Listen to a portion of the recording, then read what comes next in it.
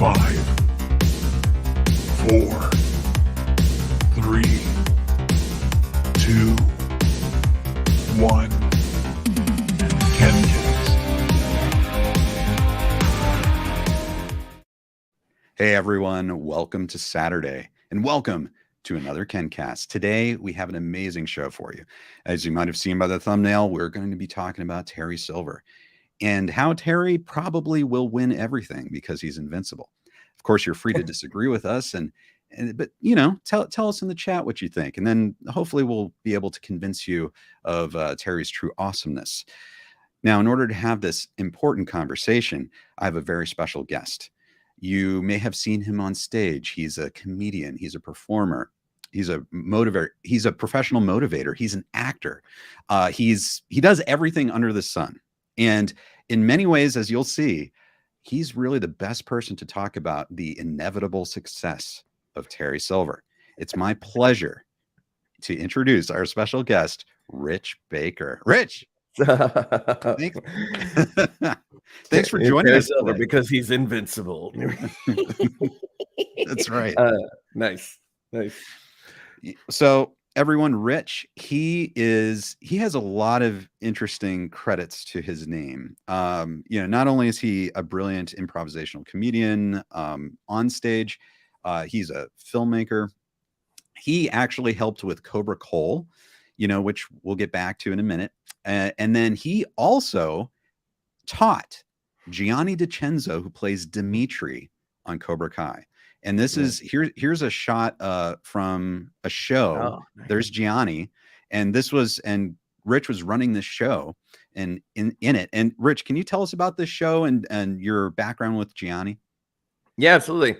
So this was, I guess, January of this year, and so I met Gianni in an improv class that I was teaching at Second City. I guess this was like right after the first season of Cobra Kai, and real just good dude, super talented, very funny, and just a great storyteller.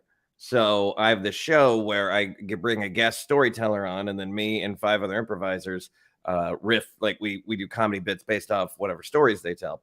And he was gracious enough to come tell stories that day, and it was so much fun.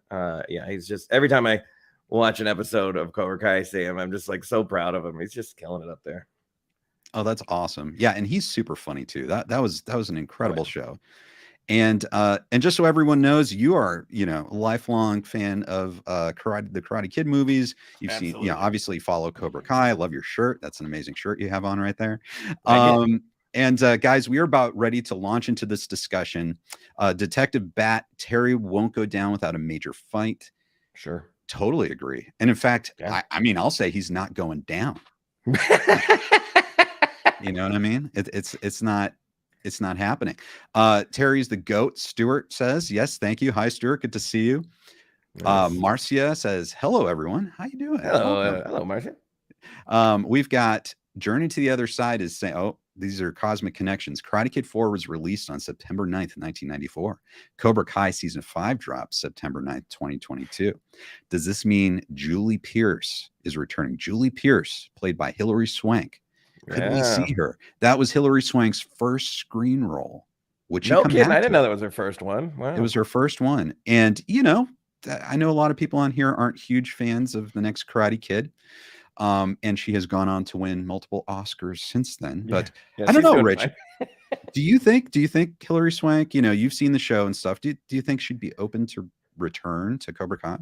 It's a great question. I mean, just given the show's history of really bringing back everyone, like the little girl he saved in the monsoon became a major character, right? Like, so like, because I would feel weird if they didn't at least reach out and try to get her, even though she's not necessarily a fan favorite. But I mean, will she do it? I mean, why wouldn't she? Like, I mean, I don't know what an A-list Hollywood celebrity actor's schedule is like, but I'm thinking this is, it's an extremely popular show.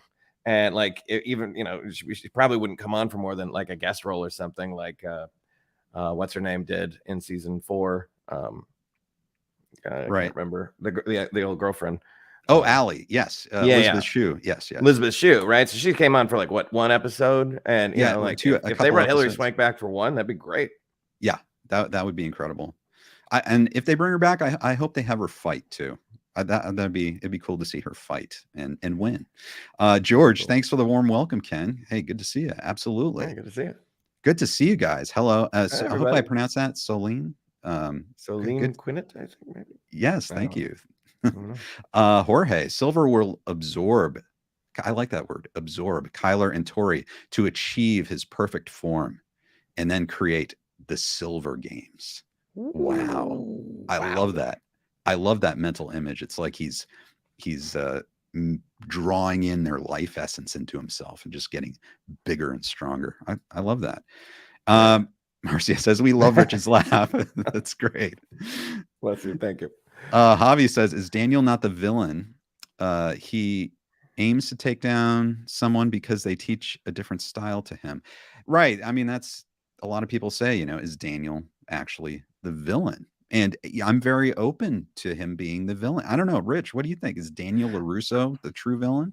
One thing that I love about this series, that I think is both pays homage to the movies and kind of evolves, is that there really is no this person's bad, this person's good, right? Even Terry Silver, who's arguably the biggest bad right now in the series, when we first met him, you know, he was not interested at all in any of this, and it took, you know, something to turn him that way.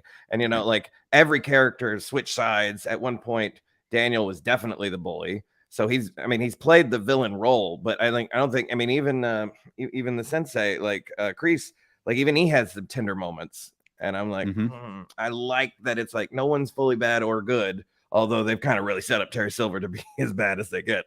Right. You know, in their eyes. But, you know, I think, you know, speaking for me personally, I see that. But I also see like all the amazing qualities of Terry Silver, you know, Sure. and I have full faith. They've set him up to be, you know, a villain. But I have full faith in season 5 that we'll get to see a lot of admirable qualities. Interesting. You know, how to be successful in the world. No, you know, how to dominate. Right? Nope. Yep. I don't know. I guess it's a matter of perspective. I'm not being paid by Dynatox. No, anyway. Wouldn't that be nice? Yeah, that'd be great. Silver is in his 70s. He's got to be thinking of a successor, someone intelligent, ruthless, not Kenny or Kyler. So who? Well, that's a great point, actually, because if you've been following the news, you know about this character called Kim Da-eun, who's going who could be a master and related to Kim Sun-young, who taught Terry Silver and John Kreese. So it looks like Terry is inviting Kim Da-eun from South Korea to help him. So I'm wondering if he wants that person to be his successor, but I'm also wondering if that person could threaten Terry at some point. She might be better than Terry. Who knows? I think if we've learned anything from this series, it's that anyone who like teams up can betray each other like real fast. Right. Which was that a good life lesson, Rich? I mean, or not? It's a sad but true, I guess. Yeah. Right. Yeah. I think it just pick your friends, right? Pick the people really selectively so that they don't, but you can never guarantee, right? Exactly. Okay. Iran, is that correct? Let me know. Iran says, imagine a fight between Julie Pierce and Kim Da-eun. I totally agree. That would be an amazing fight. Well, guys, we are now going to get into what I know you've been waiting for, the news. KenCast News. All right. I love these videos. They're amazing. Well, thanks, Rich. You know, after all that, guys, there's no news. I mean, there's really no news. I mean, this is so frustrating. You know, it's like less than 2 months away and we have nothing, no news, at least about Cobra Kai. So I'll give you guys something. Here's the new show, John, Josh, and Hayden, the geniuses who created Cobra Kai. They are starting to film a new Netflix series called Obliterated. And this should be like a hard, hard R comedy. And I'm really excited to see it. It's happening now. I think they might be filming it in New Mexico. I'm not sure. But this will be coming to Netflix at some point. So I would think that season 6, which I think it'll be coming for Cobra Kai, it might be pushed down the road just a little bit because it looks like they're all in on filming this series right now. So there might be, it might be at least a year before we see season 6 of Cobra Kai. But I don't know. Rich, have you heard anything about the series Obliterated? No, this is the first time I'm hearing of it. Yeah, it'll be interesting. Hopefully they'll release more info pretty soon on the series. I will plug this because it is happening over in Reed Timmer's channel. Some of you are following me because of my association with Storm Chasing, but Tornado Chasers, the series, basically all the rights got cleared up. Reed is releasing season 1. Season 2 has been available for a long time. Season 1 is releasing on his channel.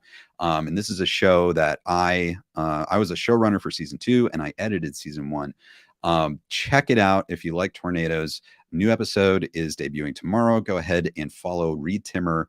Loads of fun. And as we go towards Cobra Kai season 5, we must plug a little short film called Cobra Cole. This is something that Rich actually was a big part of and helped set up and helped shoot this. So much fun. This is me, and then on the right is David Shatra, Tom Cole on Cobra Kai, and obviously I'm Ken Cole. And the plot revolves around our associations with someone called the Big T, who might be Terry Silver.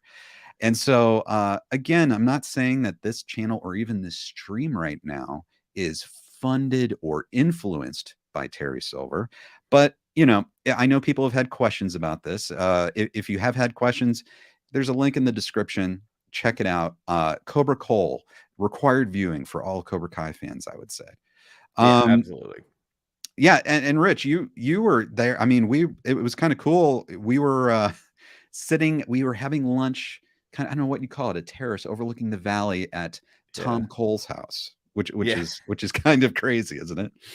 Yeah, and it was a beautiful view, beautiful day, just beautiful house. Like it was the whole experience was a trip. Yeah, it was fun. So much talent all in one place and on that shoot. It's just incredible. So guys, check out Cobra Cole. Actually, we'll go. Cobra Kai Karate says Cobra Cole was so good. Thank you for watching. Everyone check it out, share it with your friends. Let's get the word out on Cobra Cole.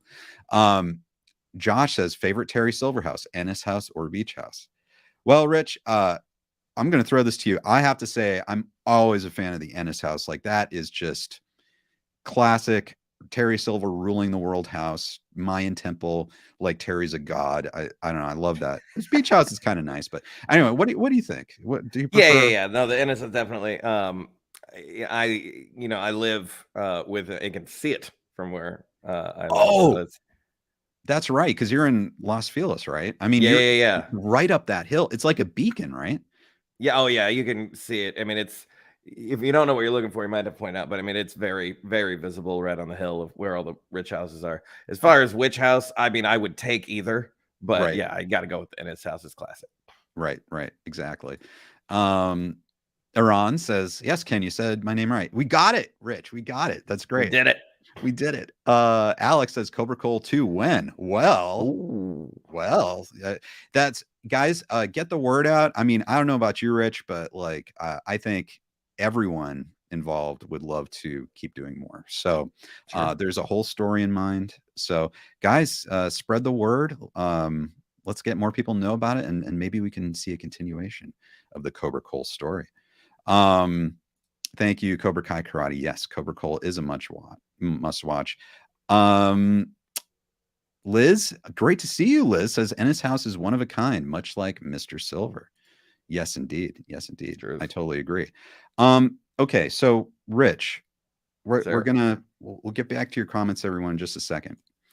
I asked Rich on here today for some very special reasons. Obviously, he's experienced in the industry. He's a brilliant improvisational comedian. He's a teacher. You can go down into the description and see all his links, and you can, and people around the world could take your class, right, Rich? It's Mhm. actually online. It's virtual. Yeah, all the improv classes that I'm teaching right now are online. They have been for the last 2.5 years, and I'll occasionally teach in person, but I really love teaching online for that reason. I have students in different parts of the country, in different countries. So, as long as the time zone matches up with a time you can do, like you can just log on. Right. And you're like, I actually took a class from you once. That's actually how I first met you. You were teaching hosting Yeah. improv sessions. Amazing. You're an amazing teacher. Anyone who's Oh, interested bless in you. the Thank you. topic, do it. Sign up. It's so much fun, and you might be a little nervous about it, but once you get over that nervousness, it's amazing. And I think everyone gets addicted to it. Don't you think, Rich? It's kind of I addictive. think the people that like it do, absolutely. And as far as if you don't think you're any good, that's kind of the great thing about improv. Like if I were to, if you never played basketball before and you played with LeBron James, it would not be fun for either one of you, right? Because it's not Mhm. fun for LeBron to beat up on someone. It's not fun for someone to just get destroyed. But improv is literally about focusing on your partner and it's the whole point is to make your partner look good. So when I Right. get people in my classes who have no experience, they're surrounded by people with experience who are making them look like rock stars the whole time. That's awesome. Yeah, everyone, definitely check that out. If you're interested at all with improv, the link's in the description. Go do it. Now, First drop-in's free. If you want to drop in any one of my improv fun groups, I got 5 weekly groups. First one is free. okay, that's awesome. That's very cool. Yeah, if you're interested, guys, definitely check that out. Let's Thanks, see. man. We need to Here we go. I was going to bring this up because this is very important. This is Oh, also Rich's group. So, Rich, you're a motivational speaker. You encourage team interaction. This is real life. Like you offer your services to businesses or groups. mhm. Can you talk about a bit about your experience here? This idea of turning groups into teams. Yeah. So, because improv is such about team building and bonding and sporting and communications and creativity, all those soft skills are. I don't even like the word soft skills, but like I just go they're like human skills because they apply to anything. So I've Right. had students, tell me like I have better conversations with my spouse because of improv and this, that, and the other. And so improv has had a pretty good relationship with corporations and really just any kind of organizations where those of us can take the same things and then adapt them for that world. So I give keynote talks, I do workshops, sometimes consulting with companies just to help them strengthen up their teams, their communication, their presentation skills, their creativity, that kind of thing. That's wonderful. And I bring this up for a very special reason, Rich. And I Mhm. want everyone to know that you can go in the description, you can click on that. If your group, if your business needs this, uh, Rich can help you with that. He's really good at that. Thanks, man. For our discussion today about Terry Silver, though, Rich, you know what makes teams work. You know how Mhm. to create success. And so I want to ask you, how does Terry Silver do it?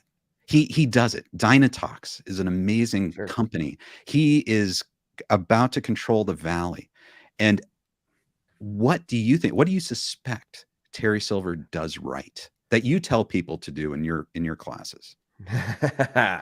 Well, what Terry does right probably goes back to Godfather movies when he says, is it better to be loved or feared, right? And I think we know Terry's stance on that. If you can make an organization work by sheer will and like leadership, right? And be like, oh, I don't want to screw up because I don't want his wrath coming down on me, kind of thing. So but I assume in all of his dealings, there's also plenty of good teamwork going on there where people are really listening to each other and you can get ideas from anywhere. It blows me away. Like the idea that if you're not a higher up in a company, like a vice president, that your ideas don't get heard. And it's like ideas have nothing to do with who you are or what you are in life. Like the best idea could come from the janitor. Like it doesn't matter. And so like being heard, listening, paying attention, those kinds of things, not treating your employees like they're cogs in a machine, but like they're actual human beings. They're on a team that we're working together all with the same goal.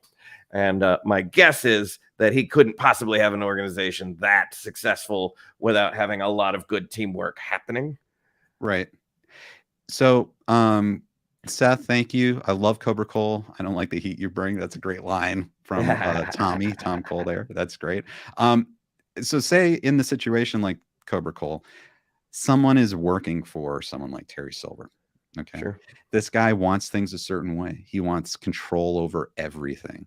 Yeah. What would people working under him need to do to survive and thrive in that kind of environment with someone like Machiavelli at the top?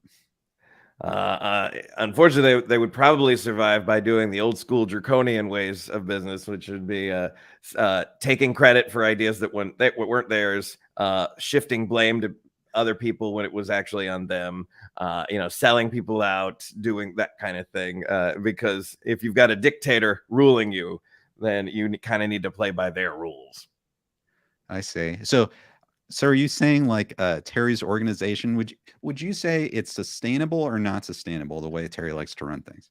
I think it will. I think it's only sustainable as long as he's in charge. I think if because those kinds of organizations need a particular kind of leader. Right. And so if someone else tried to like step up and be in his role, I think everything would just fall apart pretty quickly. Fascinating. Interesting. Yeah. So based on that, we could say that maybe Cobra Kai and the success of Cobra Kai, if Terry's not in the picture, it might everything might fall apart. I think it's one of those things. Yeah, you cut the head off the dragon and it would die as opposed to sprouting other heads. But then you've got like examples where someone does kind of come out of the woodwork and is a great leader and is able to take over. And so then it keeps going. So it's really just a matter of, is there someone that would be able to take, and the only way that Terry's leaving is if he dies or if someone somehow gets him false arrested or something like that. Right. Yeah, exactly. I think those are really great points. All right, we see some comments. You see that comment? Oh, yeah. Oh, Josh says Thomas Ian Griffith cut his hair a few months ago. Do you think we'll see Terry Silver without ponytail? Maybe Daniel or Chosen cut it. Yeah, I love that idea because that would be the ultimate. He loves his ponytail, right? That would be the ultimate humiliation. And it would be balanced for what they did to Hawk. Right. Yep. Exactly. Yep. De-hairing Terry Silver. De-hairing. If they cut off Terry Silver's ponytail, that's one way to go. I think it's also possible because he was doing interviews. Thomas Ian Griffith, great actor, amazing. Oh my gosh, for Terry Silver, wonderful. Yeah. He was doing interviews for season 4 after it was finished filming in January, and he still had the long hair. So it's possible that they don't cut it off. It's possible that he just wanted to take a break from the long hair. Because kind of as we were talking about with this new series Obliterated, they're going to be kind of focusing on that for a bit. And then maybe when season 6 comes around, he's growing his hair back now, but maybe he wanted to take a break or maybe he had another role where he had to cut his hair or whatever. But it's possible, I think, that he could grow it back and to perform as Terry again. If he's still around, I don't know. Kind of Rich is talking about this idea if Terry's not around, things might kind of fall apart with Cobra Kai. That could be a story thing too. So yeah, I love. I think it's Eliza. Eliza says if Stingray tells the cops Silver did it, not Kreese. Oh, that could be a huge twist. Yep. Exactly. I love that. Yeah, it's very, very cool. I can't wait to see what Stingray's involvement is going forward. Paul Walter Hauser, man, he great actor. He's just so good in so many things. Very, very good. Ethan asks, how much is Dinotalks worth?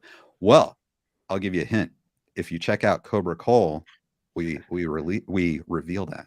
So Tom Cole reveals that, actually. So if you believe that Terry Silver is the big T. Let's see. Dinotalks is like the Macedonian Empire collapses immediately without its leader. It's exactly there. What you're saying, perfect. Rich. There it is. Yep. Yes, Terry Silver probably does think he's Alexander the Great. Yeah, I'm sure he does. And we'll reflect on that. Like, is he? Or if Stingray tells the cops Silver did it and not Kreese. Well, yeah. Let's see. Iran says, I think I get the idea with Tom Cole. 1 season and 1 season out. So I guess we'll see him in season 5 as a business partner of Terry, and the only way Terry will go is by death in the finale. Yeah, Ooh, I mean damn, that'll be dark. that'll be really dark. Stuart, okay, Terry gets such a bad rap, but why are his dojos so popular? So let's take this. This is a great comment from Stuart. Rich, let's talk about this. I'm gonna put up an image right now. Okay. Now I want this is a shot from season 5. Now, Rich, look at this. This is Terry Silver. Look at him right now.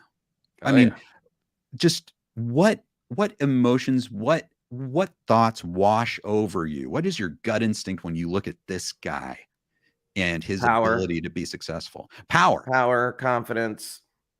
Yeah, like I mean, this is a guy. You know, if I didn't know who he was and I just saw this for the first time, I would probably be like, oh, yes, right. So, yeah, I mean, look at him. Yeah, and then even the walls. You don't get to see much of the dojo, but I mean, it's so slick and it's so like polished. He's basically portraying what so many people gravitate towards of like this American idea of everything like looks good and is in the right place and everything. Right. And so you've got that idea of like control, planning, perfection. Everyone behind him looks like they're all on board, right? He's got his legion of soldiers. So I mean, looking at this photo, Rich, like what other good qualities do you think this person has? Terry, I mean, he certainly knows how to get shit done, right? Like, yep. Yeah. What good qualities? He's clearly a good planner and master manipulator. Right. Because he even got the better of Kreese, and he was set up to be like this, like no one could get Kreese. Oh, Silver did. Right. Great dresser. Gotta love the outfit. I know, it's kind of reminds me of like Dracula or something. Yeah, it's kind of a vampire look. Yeah. This could easily be a shot from like Blade or something. Right. Exactly. Marcia says elegance, class. Yes. Yep. Control. Yeah, this person definitely is always riding, either in a private jet or first class on an airplane. Yeah. Right. A lot of people have said that Terry is going a little overboard. Like this is too much for just a Valley Karate Dojo franchise. Like there's too much money, too much power, too much intelligence, too much energy that he's pouring into just this dojo. I mean, do you think that's a liability? Like that he's totally overpowered for this problem of expanding a karate franchise? Well, I mean, he's got so much money, he can probably throw at it. But I mean, anyone with money will tell you the more you spend, the more risk, you're running here. So yeah, he could easily do what like trying to think of a business example that did this, but like overexpand, and all of a sudden like he doesn't have enough students, and the rent's coming in. And I just finished watching We Crashed on Apple TV about the whole WeWork thing, and that's what happened with them. They grew and they grew, and they grew bigger than they could maintain, right? So right, that could be a possibility if his ambition gets ahead of his intelligence. Right. Yeah. So basically you're saying we may finally get to see how smart Terry really is. I mean, we think he's a smart guy, but maybe he'll kind of overstep it a little bit. Well, smart people are always brought down. It's like the Roman Empire from within, right? Like you could be the smartest person ever, but then you get one little blind spot, one thing, emotional trigger that you get stuck on, and then that could be it. So I don't think anyone's going to outsmart him like by wits, but I think if they could get around that. Right. I gotcha. Josh says, have you read Leviathan? Which Terry Silver has. We saw him reading Leviathan in season 4. So he's big on that. David Harris, vampire, as in John Carpenter movie. Thomas said yes. And we've been talking about maybe doing a KenCast where we talk about John Carpenter's vampires. He played an excellent vampire. Let's see. Aaron says Terry was already redeemed in season 4, episode 1, but then John Kreese came and destroyed it all. Also, he broke into a house and tortured a kid. That's why the bad reputation. Yeah. You torture one kid. I mean, yeah, it's just one kid, and I look at it as more just having fun, right? I mean, you. I mean, let's be honest, Rich. If you came across Daniel, okay, in real life, that kid, who's a little annoying, a former champion, right? I mean, wouldn't it be fun to kind of knock him down a peg? I mean, I could see it, sure. And a literal peg, yeah. Like, I mean, make his knuckles bleed, Right, exactly. Marcia says he's just focused. People misunderstand him. Yeah, and the noogie looks like something that ninjas would wear. One of the things, and then I wanted to kind of talk about my fandom of Terry Silver, I guess, for a second. Back in Karate Kid 3, just from a movie perspective, and I want to get your thoughts on this, Rich. One of the reasons I think Terry Silver is such a great villain is he has all of these archetypes, right? Like he's just evil. He's so evil. He dumps toxic waste. He breaks the law. He does all this stuff.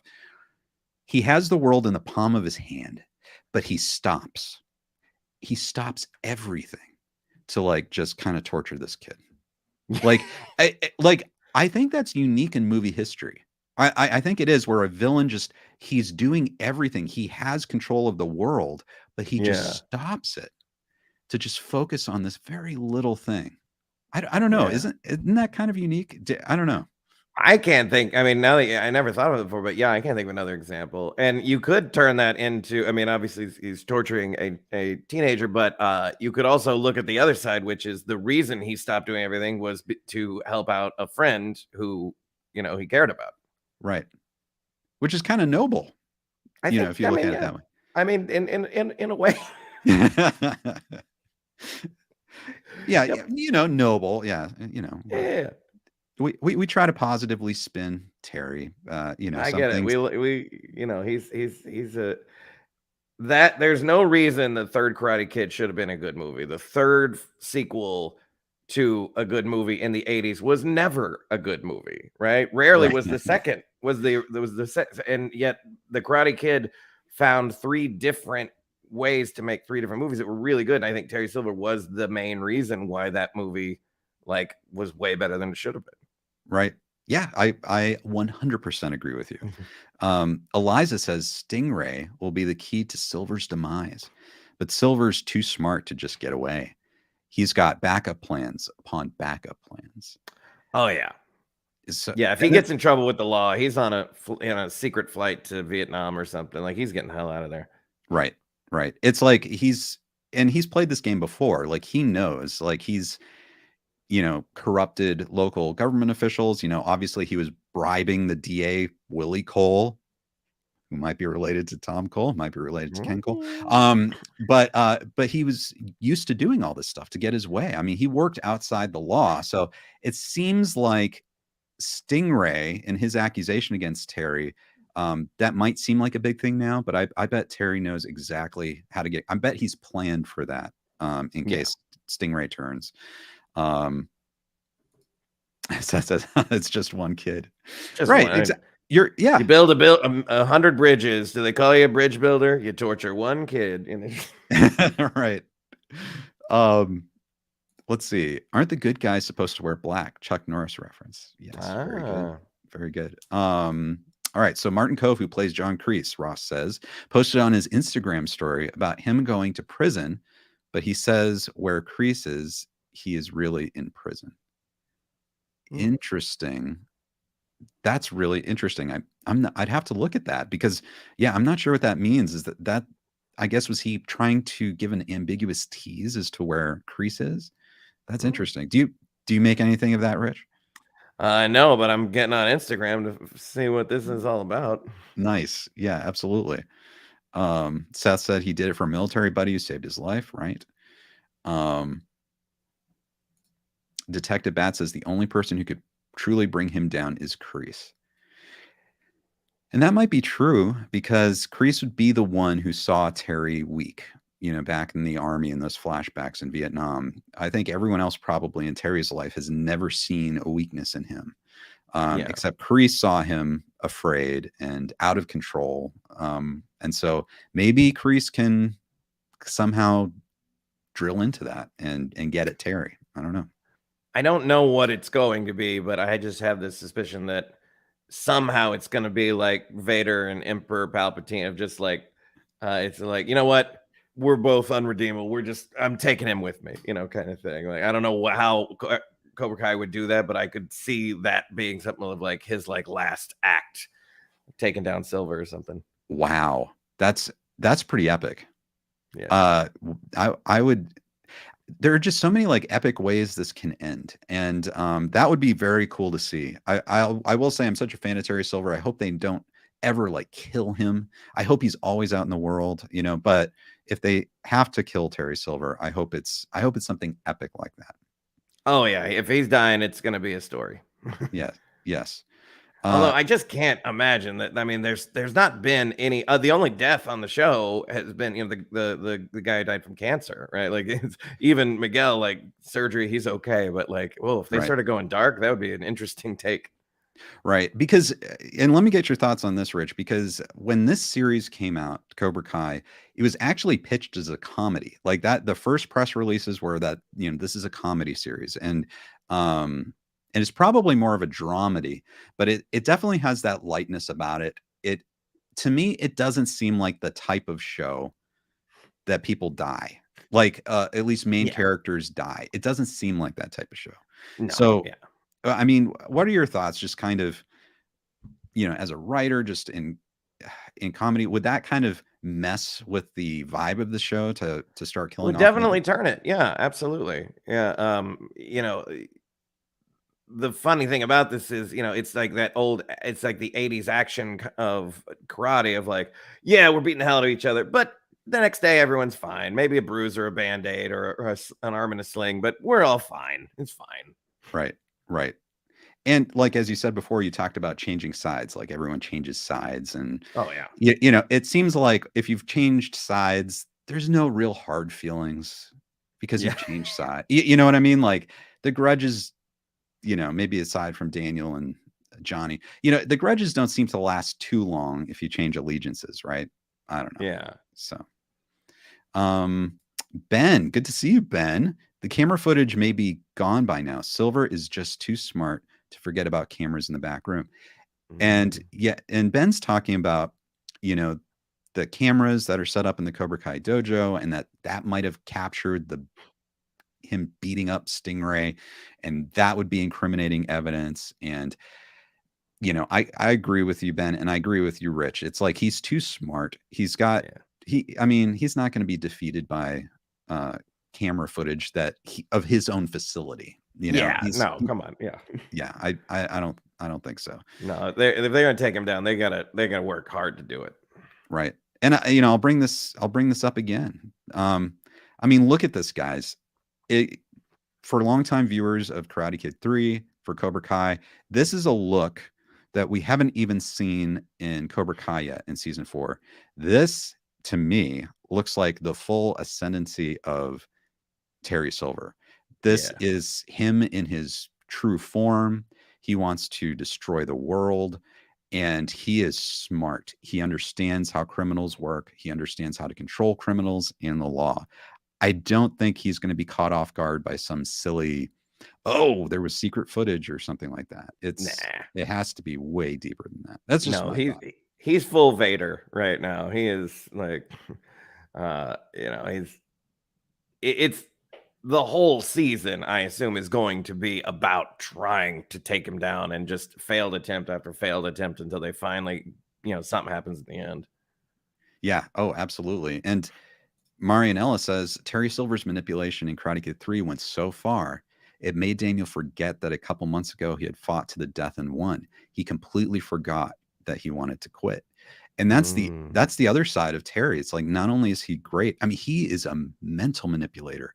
Like, he's causing PTSD in all these people. He was able to manipulate Daniel, and he's still, in season 4, I think, still has a lot of hold over him. Yeah. So much so. Now, Rich, let me ask you this. Do you think it's possible that Terry will get in Daniel's head again? Do you think Daniel will have problems and actually kind of fall? Oh, yeah. Because, he's not going after him just on karate. He's going to mess with his car dealership. He's going to mess with his family. He's going to attack him on every front that he can. Yeah. Yeah, I know. And that people have suggested that he might go after Sam, and his, Daniel's daughter, and that would be insane. Just any way that could hurt Daniel. I'm sure Terry has all those bases covered.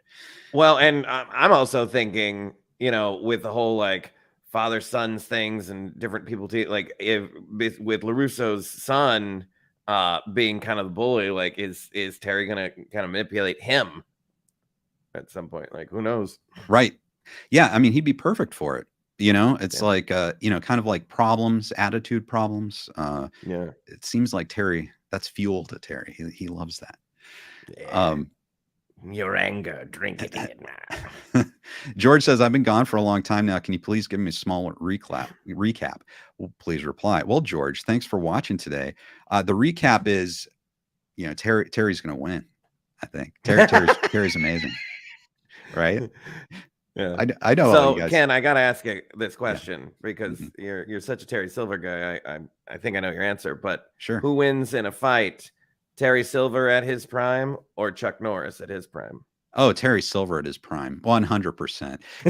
You watch all those Chuck Norris movies. Have you been truly impressed with the Chuck Norris fight scenes? I'm not taking anything away from his martial arts skill, but Chuck Norris, I grew up watching Chuck Norris movies, looking forward to the fight scenes. And I was always disappointed that, number one, there weren't too many fight scenes actually in the Chuck Norris movies. And then number two, when they happened, I didn't really see like really amazing feats by Chuck Norris. I mean, sure, he won his fights, but I don't know. So I was a little disappointed. That's me. Fight choreography wasn't as good back then, but I totally agree. I'm more basing on how people, all the memes, in the early 2000s of like, he doesn't do push-ups, he pushes the earth down, or right, like exactly. Yeah. But no, I had no doubt that Terry Silver would beat him, of course. Right. And that's totally my completely unbiased and not paid for opinion. Totally unbiased. Yes. Marinella says, with the power that Terry has, even if Monterey declares against him, he will surely have a police officer, lawyer, or Manta Ray Stingray, a lawyer, or even the judge himself. Right. That's Terry's style. He's a chess player. He never leaves one of his pieces unguarded. Absolutely. Mm-hmm. Marcia, the best recap. Rich, just for a second, we talk about Terry, but like, who do you think is your favorite like martial arts star, like in movies? Ooh. Like from the 80s, or like who did you connect with most, do you think? I think as a kid, I mean, I liked them all, but I connected most with Van Damme. I think growing up, I think he was my guy. Interesting. Now, right, and we were just talking about Chuck Norris, but don't you agree that Van Damme, like his fight scenes, like they were so much fun to watch. Like he was so good. Epic. Yeah. And and he was also big. He could move so well. He was a dancer. He was so flexible. Like, and all the he was certainly a cokehead and had many issues and was hard to work with on set apparently and all that kind of stuff. But like the man put in the time, practiced, and he made his body move in ways that were always fun. Yes. Right. So you would enjoy watching Van Damme much more than Chuck Norris. Oh yeah. I agree. It's interesting. And guys, I know there are a lot of younger fans of Cobra Kai that have come into this. I don't even know if you guys are familiar with like all these action stars from like 20 to 30 years ago. It's kind of interesting. But Van Damme, I mean, I think you could watch his movies now and kind of like enjoy them, on a cheesy level. I just don't think I rewatched Bloodsport and I'm like, this movie was a decent flick, like, it's a little cheesy, but like it's a good story. Like I like it. Right. And I don't think they really make movies like that anymore. Probably not. I always, anytime a new action movie comes out, I'm always hoping. And, other than the John Wick movies and, maybe a couple others, like a lot of the good action is happening on television. Right. Yeah. Yeah. And if anyone's watching this right now and would recommend like a good action martial arts movie that's pretty recent, let us know. Cause I'd love to check it out. Cause I'm with Rich, like those Van Damme movies, tons of fun to watch. Bloodsport, Steven Seagal, all the who else was there? It was Sylvester Stallone, like all the you can watch them all day. Yes. Hey, bud, this has been super fun. I got to get out because I got to go teach one of my improv classes. But Absolutely. Thank you all. Thanks so much for having me on. This has been great. Hey, thanks, Rich. Have a great class. And everyone, if you want to learn from Rich, check out the link below and you can take one of his classes or drop in, as he said. So, hey, thanks for joining us, Rich. Thanks. Have a good one. We'll talk next time. All right. We'll see you next time. All right, guys. That was super fun. We had Rich Baker helped on Cobra Kai, actor, comedian. And it was great to get his thoughts on Terry Silver. He's a huge fan as well. So I'll continue the chat with you guys. It's great to see you. We were talking about Jean-Claude Van Damme. I love Jean-Claude Van Damme, but also Sasha Mitchell. Yes. Many people say Kickboxer 2 is a bad movie. It's not in my eyes. As a matter of fact, I love it a lot. That's right. Those Kickboxer movies. There's so many of those movies that came out at that time, and it's just interesting. I don't think we see movies like that anymore, but I think people enjoy watching them. It's fun. It's fun to see great martial artists, I think. Obvious says, I've been familiar with Van Damme for a long time, but only started watching his movies around 2019. Now I'm a fan. Yeah, I think people can enjoy him. It's like a kind of like cheesy action, great martial arts. I don't think they make those anymore. Liam Neeson feels like the only action hero left. Stuart, that's a really good point. And it's interesting how he's kind of become this action hero. You know, he went from kind of like this prestigious actor, and he still is, but you know, he transitioned into doing these action movies, which he's really good at. So everyone, so what we've been doing today, if you're just joining us, is we've been looking at Terry Silver, as we normally do, and we've been looking at what will happen and how he will dominate in Cobra Kai season 5. I am going to share with you a story that I saw on Screen Rant, and I want to get your guys' thoughts. Okay, so this is something called Cobra Kai season 5 needs the real Terry Silver, and season 4 set it up.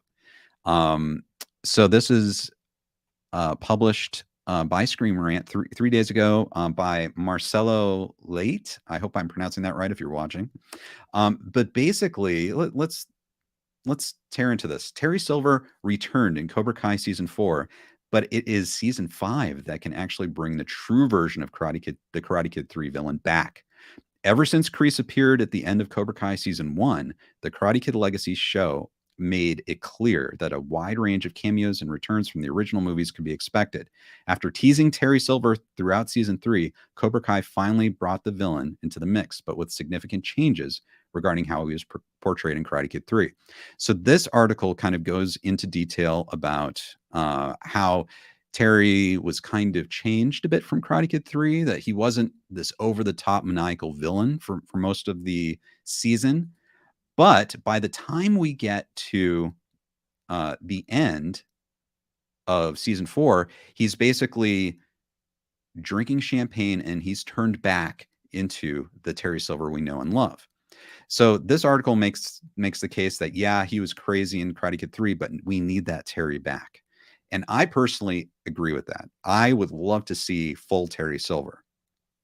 I think that character is unique in cinema history. And we were talking about this with Rich earlier, in how he had the world in the palm of his hand. He was so successful with Dynatox. He had everything paid off.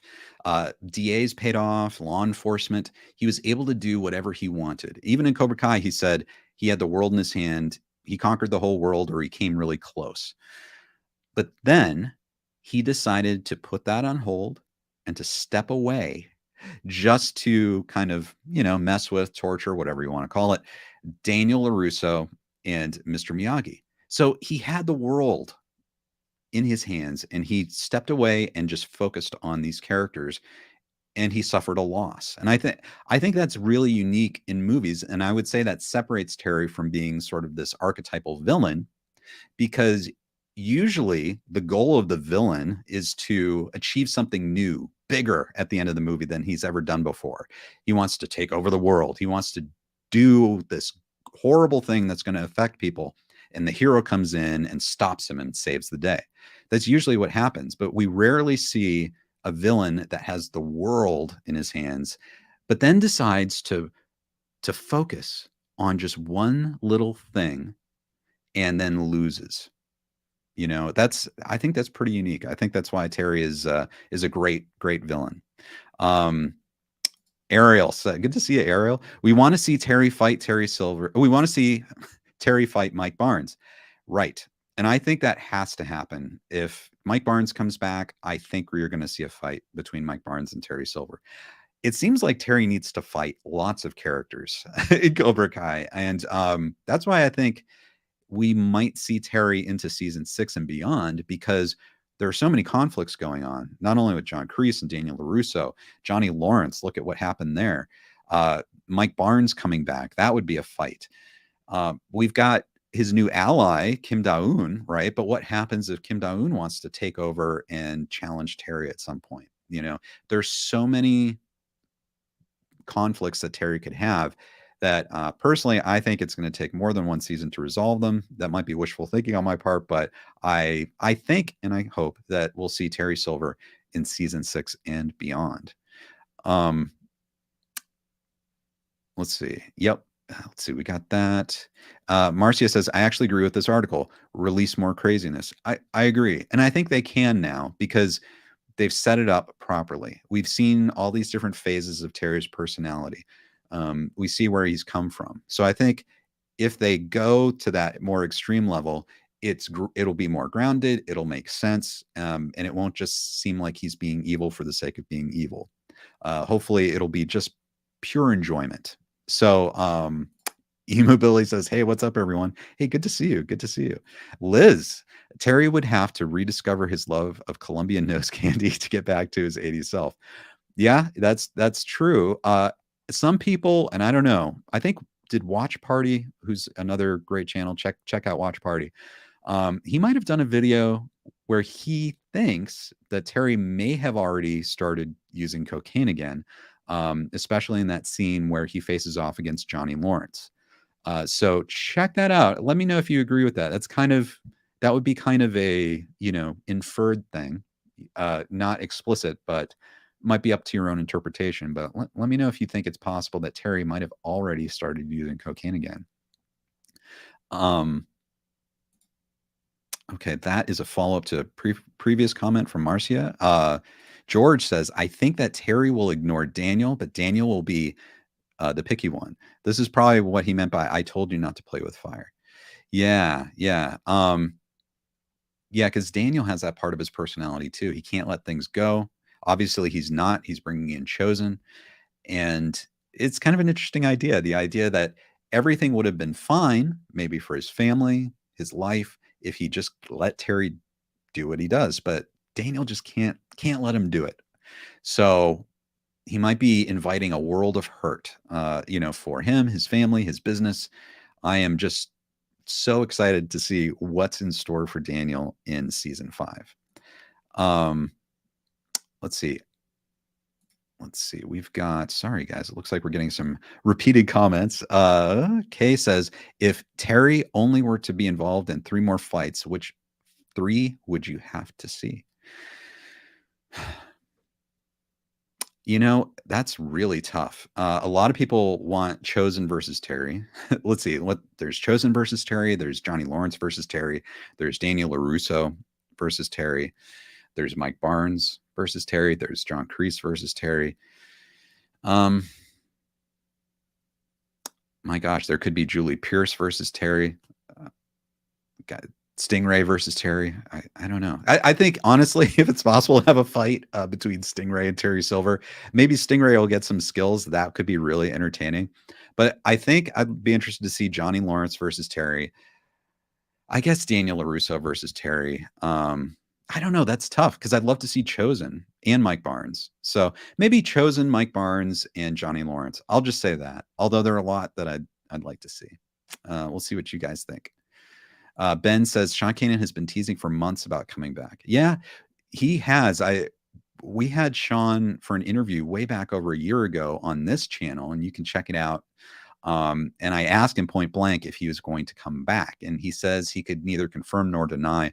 But obviously, even though he's done so much other acting, so many other roles over the years, he's a producer, writer, Emmy winning, by the way. he still has affection for this character of Mike Barnes, and I think he's really excited at the idea of coming back. So I hope we get to see him. That would be a lot of fun to have Mike Barnes come back. Iran says Mike Barnes will come back to be an enemy of Terry. It will be boring if they keep Mike the same. Time to flip the script and make him good. Yeah, that a lot of people have said, you know, would Mike Barnes be redeemed if he came back? Would he be a good guy if he came back? I think you could have him be good, or if you want him to be the same type of person, he could be just out for himself. He might only ally with people if that gets him what he wants. Plus, he may have already had a grudge against Terry. So it would be interesting if he's kind of like a rogue character. He kind of just, you know, wants to accomplish things, maybe get the money he was owed from Karate Kid 3. Maybe he wants to see Terry Silver come down. But at the same time, maybe he doesn't have any affection for Daniel Larusso. Or maybe the core part of Mike Barnes's character is it's just business. That's kind of what he was in Karate Kid 3. He was just he was kind of a mercenary. He did what he was paid to do, and he's used to winning.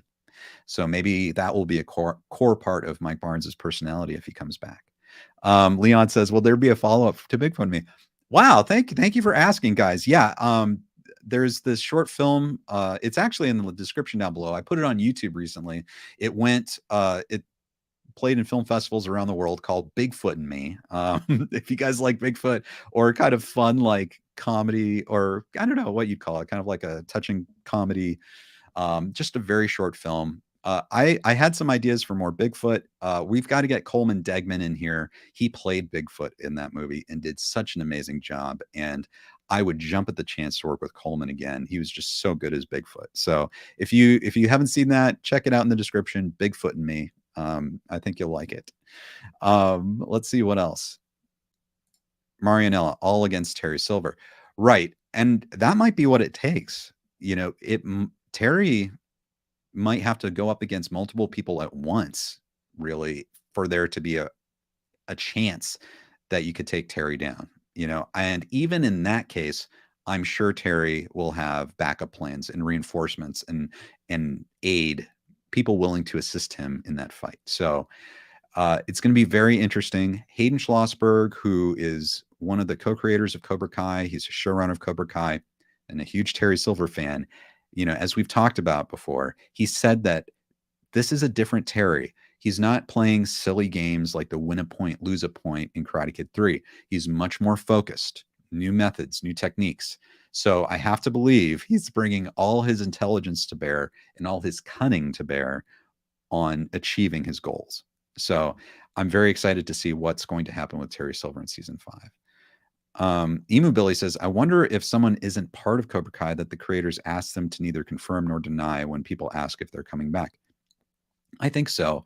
It's, I think in very rare cases, people have let things slip, but I'm sure actors are under an NDA, a non-disclosure agreement, that says that they can't really indicate if they'll come back or not until Netflix officially announces them. So for whatever reason, if Mike Barnes is coming back, he's probably under an NDA. He can't really talk about it, or Sean Kanan can't really talk about it until they release his image in a trailer or something. We saw that with Thomas Ian Griffith as Terry Silver. There have been, I think it was Robert Mark Kamen who kind of let slip the news that Thomas Ian Griffith would be back. But really, Thomas Ian Griffith didn't say anything until they had that teaser. And they dropped that teaser, and it was an amazing teaser of Terry Silver. And then he could talk about it. So I expect that's what's happening. But guys, I have to say, like, this year, it's so different from last year.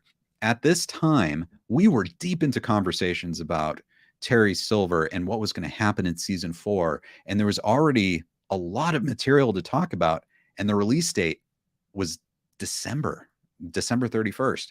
So this year it's completely different, and it's kind of frustrating because the release date's close, but they haven't really released any new information. So I guess it's going to be a floodgate situation, but we haven't had that the pleasure to think about all these little details that they'll drop out. I don't know. Hopefully that'll change soon.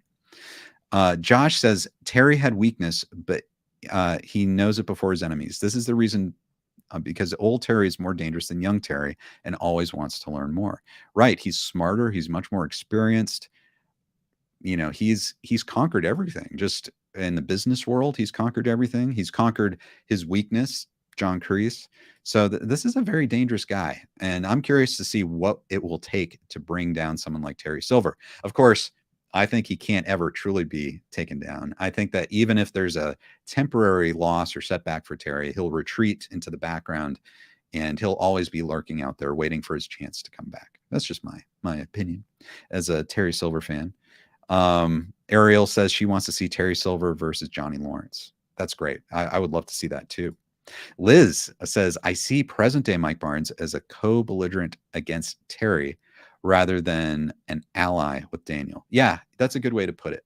Like, he's not necessarily redeemed or Daniel's friend, because obviously Daniel, I'm sure, would be very upset with Mike Barnes. He did some horrible stuff. So yeah, he'd be more against Terry Silver than like friends with Daniel. Yeah, I think that's a really good point. Obvious says, do you think Terry Silver will beat Chosen to death, which will lead Daniel to teaming up with Mike? That's, yeah, a lot of people have been talking like, are people going to die? You know, is Chosen going to die? Is Terry Silver going to die? Is John Kreese going to die? That seems to be very popular. I've talked with Peter at Cobra Kai Companion podcast, who's on KenCast a bunch. And we've got Drew, the Cobra Kai kid. He was on last week. And they seem to think that Kreese could die. So we were talking with Rich earlier in this live stream about how this almost kind of though seems like the show where people don't die. We've had a death, Tommy, and we've had some deaths and flashbacks, but as far as main characters dying, it almost doesn't feel like the right kind of show where characters die. It would be kind of a change in tone. Like this show has kind of it has a serious tone, but a light tone. It's like a dramedy. So I don't know. That's where my instinct would go. I think if the writers want to kill off a major character, they would do it in a very nuanced way, a sensitive way. But it almost feels like it's not quite the right type of show where we would have like these epic deaths of a major character. It's almost too lighthearted for that. So, but I don't know. We'll see. Let me know what you guys think. Ben says, I just can't wait to see Terry Silver's dreams finally become reality. And I agree. It's what we've always wanted since the end of Karate Kid 3. You know, we wanted to see what would have happened if Terry won the tournament. And now we get to see it, which is a great gift. I have to thank John Hurwitz, Hayden Schlossberg, and Josh Heald for making this come true. Amazing. It's like reaching back into the past. You know, as a kid watching this, I've always wondered what would happen if Terry won. That sounds like such a fun idea of a chain of Cobra Kai dojos. And now, for some reason, the universe has allowed it to happen. So I'm really looking forward to it. Stuart says, I have a strong inkling Terry will destroy Johnny and Kreese will come to his aid. Yeah, maybe so. Maybe Kreese will step in actually to help finally. And that will start the physical fight between John Kreese and Terry Silver. How interesting. Leon, great question. How long will the gap be between season 5 and season 6? Well, the only news I had today really was that the Cobra Kai crew, John, Josh, and Hayden, have started filming Obliterated, which is their new Netflix series. So they just started now in July. And so they're probably overseeing that. They might be directing some of those episodes. And then that'll go into post-production. So, you know, we would think that probably the major production work on that would end before they would kind of focus back on Cobra Kai. So it's possible that season 6, if they were to do it, they could film it, say, in January, kind of like how they filmed season 4, and that it would come out again in September. If that's kind of a new time frame that they're releasing Cobra Kai, kind of like in the September school starting time frame. So it's possible that it could be a year. You know, I wouldn't be surprised if it's more than a year. I hope it isn't. But they might kind of see, well, what worked better for a release window, because they were very successful with season 3 and season 4, kind of in that New Year's release window. It was, I think it was a really great time. People had New Year's off. They could binge the entire series, a really great time. So maybe they're waiting to see, well, is season 5, is the September release going to work? Is this a good time? Or was it just way better in, the New Year's release timeframe? So I would say probably either a year or maybe a little longer than a year gap between season 5 and season 6. And I wouldn't be surprised if they announce season 6 officially around the release date of season 5 to kind of to capitalize on, all that publicity. The End says, hey, Ken, hi. Is Mike Barnes going to be in this series? I think there's a 95% chance that he will be. I also think that there is at least a 50% chance that he might not be a major character in season 5. He might show up towards the end, or we might have a tease of Mike Barnes, but I think there's a good chance that he'll be saved more for season 6. So if that's the case, I think that Terry Silver will also continue to be a major character in season 6 as well, because I think there's too much story between those two characters that they have to kind of meet and kind of deal with their past. That's just my thought. But let's see, Alex, I think Mike Barnes will be an enemy of my enemy is my friend situation. Yeah, that's a really good way to put it. I'd agree with that too. Yeah, Josh, maybe now Terry thinks Mike Barnes is a loser. I think so. I mean, I'm sure he told him as much right after the end of Karate Kid 3. As I said in my video, Mike Barnes, Master Bully, I wouldn't have wanted to be in the car ride home with them. I wouldn't have wanted to see that. I'm sure Terry tore into Mike for destroying all of his plans. So Obvious says, I think Mike Barnes could be like Venom from Maximum Carnage, where he doesn't like the hero, but teams up with him to fight a common enemy. Right. Exactly. And, and we've seen shades of that, when Daniel teamed up with Johnny Lawrence, at the end of season 3, that perhaps had more in common with each other. And hopefully they're moving towards being stronger friends now. But, you got that sense, though, that they were teaming up against a common enemy. And maybe this is kind of a more extreme version of that, where Daniel and Mike really don't like each other, but they'll team up to take down Terry. I'm sure Mike would be very interested in money if he could get his share of the Cobra Kai dojos now that they're going to be successful. I think Mike would be interested in that, especially if he's still interested in business. Obvious, if they don't at least tease Mike Barnes in season 5, I'll be disappointed. Yeah, I think there's like a 95% chance that that's happening. I wouldn't worry too much. I actually think it might be more interesting to know what other characters would show up and be teased in season 5. Julie Pierce, Hilary Swank, wondering if that might happen. So Marcia says it would be better to show Barnes only in the end. Yeah, I think it would be a great cliffhanger, great end to season 5, maybe similar to how Kree showed up at the end of season 1. So, well, guys, this has been absolutely fantastic. I love getting on here and talking about Cobra Kai with you. There's really no news to talk about, so it's fun to talk with all of you and hear what your thoughts are. Thank you for watching KenCast. Go ahead and subscribe if you haven't subscribed to this channel. It helps the channel grow, but if you subscribe and hit that notification bell, we're going to have a ton of news at some point about this show. And so we'll have a ton of content here. So if you hit that notification bell, you will be alerted every time we have something new that comes out. As always, we do at least one KenCast a week. I've been thinking about doing more than one, especially as we're ramping up to season 5. Please join us. I love to see you all in the comments. I love to hear from you. If there are some topics that you'd like me to cover, put it in the comments. Let me know. Make requests. But yes, definitely subscribe. It's so much fun on Saturdays. I know all the guests have so much fun talking with you too. This is like, I think, one of the best groups of fans on the internet. It's positive. So much fun to talk with you guys. So subscribe. Keep it tuned to this channel. I'll be having some big videos coming up I think you'll like, and I look forward to seeing you again next week. Keep it here to Ken Cole for all your Cobra Kai related discussions, and I look forward to seeing you next Saturday on KenCast.